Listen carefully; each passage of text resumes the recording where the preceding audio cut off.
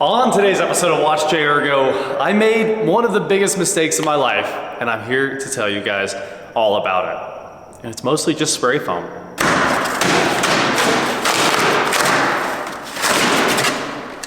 Well, I guess I made their job easier.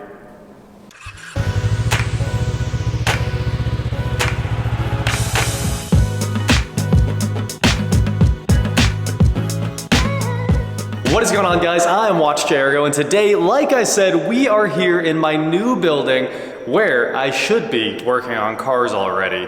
Normally, we get in here, we get a lot of stuff done really fast. We get, you know, all the lighting up, get the ACs going, and we're ready to rock and roll, put some lifts in, and start working on cars. Well, that has not happened. As you guys can see, we're standing in what's basically an empty shop, and it's all because of the spray foam. Now, it's been what, a month and a half or something like that since I bought this place, maybe even a little, maybe it's been 2 months at this point, and the spray foam was the very first thing that went in. I think it went in like the weekend after I bought it or something like that. And of course, it developed problems immediately, and I have told you guys about the problems. But it's become a very, very big problem because it's put my entire life on hold, and there's nothing I can do about it. So let's go take a look at what's going on here and why it's happening, whether or not you should choose spray foam for your project, and you know, my opinion on if I'll ever do it again. So here are the problem areas. We're gonna head over here. Hopefully you guys can see because there's no lights in here yet, and there are no lights in the shop because the spray foam guy said I can't put them in. So that is literally the holdup for everything on the channel in my life. We can't do a single thing until the spray foam gets fixed. But here is the problem, and the problem has gotten very, very, very serious, as you guys can see. So the entire back third of my shop is falling apart, and it started doing this only 3 or 4 days after they sprayed the spray foam in here. And a lot of people in the comments mentioned that either it was moisture or it wasn't prepped right, but I think the people that really know spray foam knew what the problem was. It was the mix was wrong for the application, right? It comes out of 2 different barrels. There's 55-gallon drums of each chemical, and they get combined in this system. It's like a Graco spraying system in the trailer, and then it comes together, travels down a line set, and they mix actually at the gun while they're being sprayed onto the wall, because the second that stuff mixes, it starts expanding, it gets super hot, and it's supposed to create the ultimate insulating system in the world. There's supposed to be nothing better than spray foam. Why? Because it's the entire building envelope in one step. It's the vapor barrier and it's the insulation, and it creates an airtight seal as soon as it's applied. So, from a technical standpoint, there is nothing better in the world than spray foam. But, as you can see, I've got a big problem with it. So then I started doing a bunch of research, and I found a bunch of other people that have had problems with spray foam, and a lot of their problems with spray foam are either installation issues like this, where the mixture was wrong and it pulled back, and sometimes the installers fix it, sometimes they don't. And the other issues are it creates such a perfect seal around like the wood framing of the building that the wood rots from the outside in. So hopefully we don't have any issues like this. I think this building's actually watertight. I don't think it's having any moisture problems, but that is something to look out for if you have a wood framed building, or even if you have a steel frame building. I guess eventually it could take your metal purlins out and rot through those. You could have, you know, they could turn into dust. You know, the metal will rust and you'll go grab one and it might just have no strength left in it at all. So here, this didn't actually fall off. I did pull this one off. Pretty crazy. I think this is the coating on the metal. So I think it kind of gave up as this pulled away, and when he resprays this, it might fix the problem. But I mean, it's tough to tell. Like, you can't just like look at this and see an installation issue, other than maybe the fact that it's like stratified. And I think instead of being stratified, it's supposed to look a bit more like this, like a consistent layer height, where the foam did all of its magic and it went to its correct thickness, and it just sealed the building perfectly and insulated perfectly. I will say this stuff does work. I'm standing in here right now. It's way cooler outside than it is in the building. And the building seems like it stays at like a perfect 70 degrees all the time right now. I know if it gets really cold or really hot, it will change. But so far, even on 100-degree days, it's like 70 in the building. And right now it's well below 70 outside, and it's like 70 in the building. So I know I bought all these air conditioners and I undersized them just a hair, knowing that I would have perfect insulation. And it seems like that might actually work out. But my perfect insulation, not so perfect. Anyway, another fun problem with spray foam. Open cell foam absorbs sound inside the building.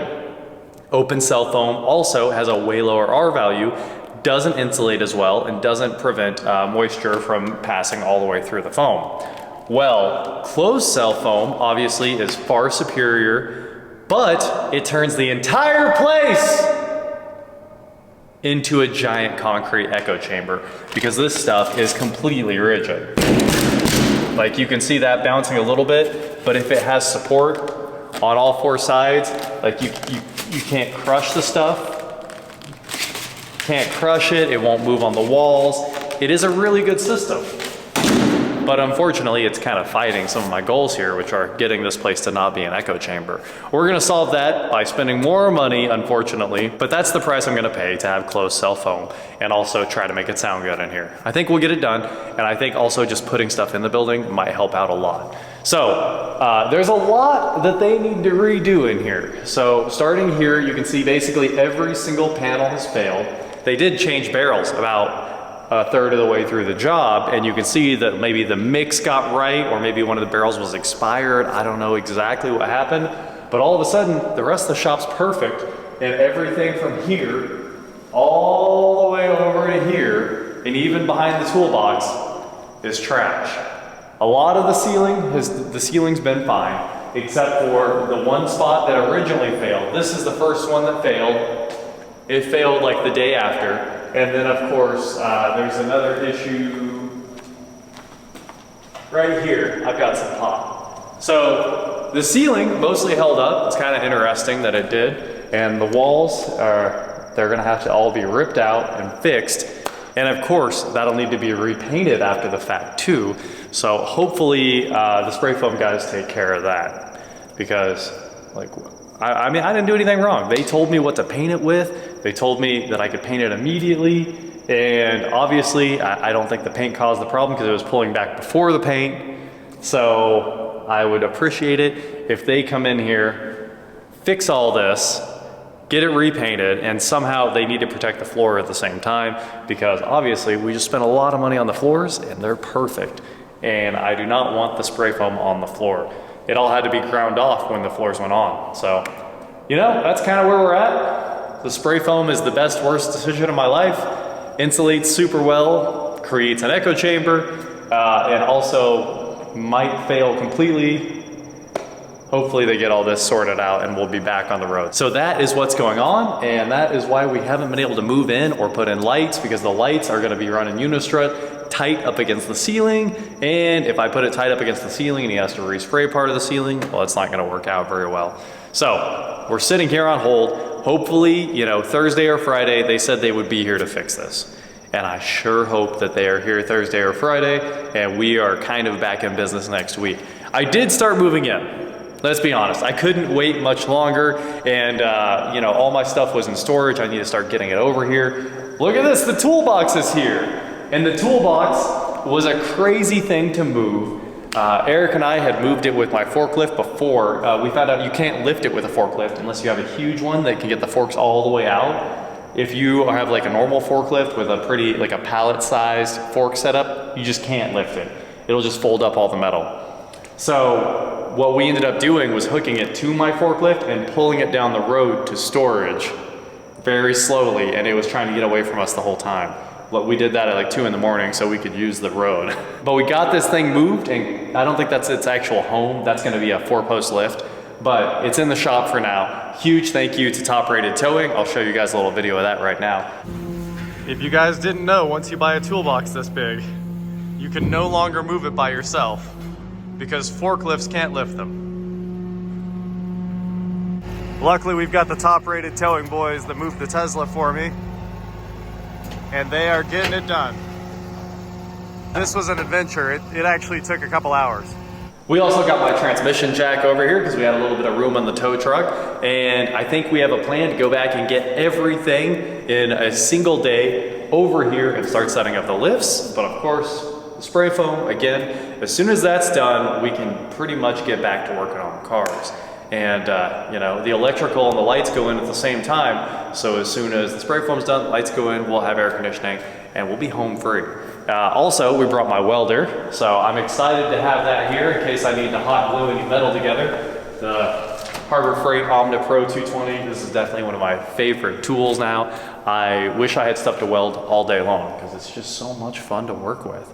Anyway, we got a few things moved in over here, and there is a lot more to go. We're thinking that it's probably 2 40-foot trailers full of stuff that need to move over here, or one semi. So we're probably gonna use the 2 40-foot trailer route and move the forklift back and forth with another tow truck. We'll probably go get the rollback that I brought home for Weston, and also Top Rated's rollback, and then also 2 trucks pulling 40-foot trailers, and I think we can get everything from the old shop moved into this shop. So a lot of logistics. I'm trying to make it happen for you guys. A few people are asking where the cars are at, even though, you know, we all would rather be seeing the house stuff right now, honestly. But cars are coming. I got to build a shop before I can work on cars, and you know, I'm kind of just stuck. So would I do spray foam again? I don't know, probably not. If you have an all steel building, this is wood framed, these are 2x4s over steel. I hate this building design. I think this is probably the worst thing you could do because it expands and contracts at different rates. If it was all steel, it would be a lot better.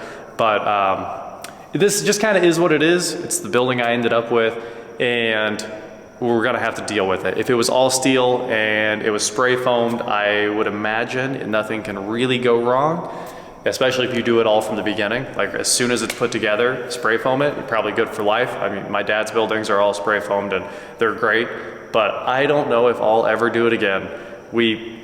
It would have cost $30,000 probably, but we could have insulated it with bats and sheetrocked it. And you know, at this point, we might still end up sheetrocking it if it keeps looking this bad, because this back wall looking like, I don't know, some kind of like body that's failing. It's not a good look. I know it's Halloween, but that's not a good look. It looks like it's abandoned.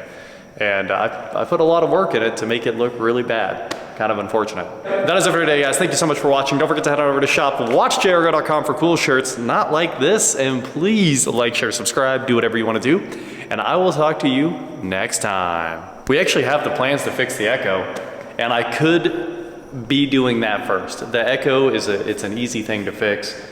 It's just a lot of time, material, wood, table saws, stuff like that. A lot of ripping down sheets of wood and a lot of work with fabric and insulation. But we will solve that by building our own acoustic panels. So I'll show you guys that. I think that'll be a fun one. It's just gonna take a day to build enough panels to fill this whole shop. And they're all gonna hang from the ceiling. So that's gonna take a little bit of work, and I'm ready for lights. If we had lights, I'd work on the floor. You guys know me. I love working on the floor. And I'd be more than happy to be in here climbing around on cars. And I don't have to have the lift. The lift makes life actually, you know, it makes it easy to actually work on cars. We're gonna get there. We will get the lift going, but you know, I could be working if we had lights. So soon, hopefully next week. I tried to fix this one originally. I put great stuff in there because it was pulling back while I was painting, and it didn't work at all. And now, well, hey, it's actually stuck. Kind of.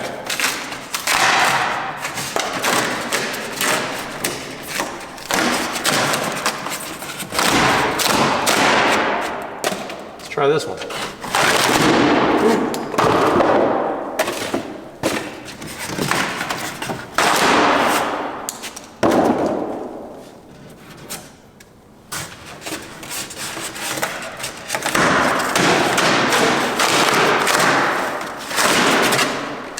Well, I guess I made their job easier. Let's do one more.